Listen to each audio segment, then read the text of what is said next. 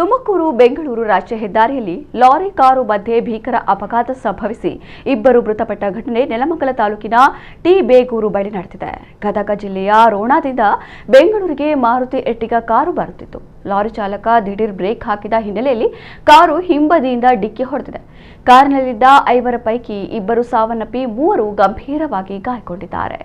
60 ವರ್ಷದ ಶಿವಲಿಂಗಗೌಡ, 55 ವರ್ಷದ ಪ್ರಮೀಳಾ ಮೃತಪಟ್ಟ ದುರ್ದೈವಿಗಳು. ಕಾರಿನಲ್ಲಿದ್ದ ಕುಟುಂಬ ಸದಸ್ಯರು ಬೆಂಗಳೂರಿನ ನಾರಾಯಣ ಆಸ್ಪತ್ರೆಗೆ ಸಾಗುತ್ತಿದ್ದರು ಎಂದು ತಿಳಿದು ಬಂದಿದೆ. ಸ್ಥಳಕ್ಕೆ ನೆಲಮಂಗಲ ಸಂಚಾರ ಪೊಲೀಸರು ಭೇಟಿ ನೀಡಿ ಪರಿಶೀಲನೆಯನ್ನ ನಡೆಸಿದ್ದಾರೆ.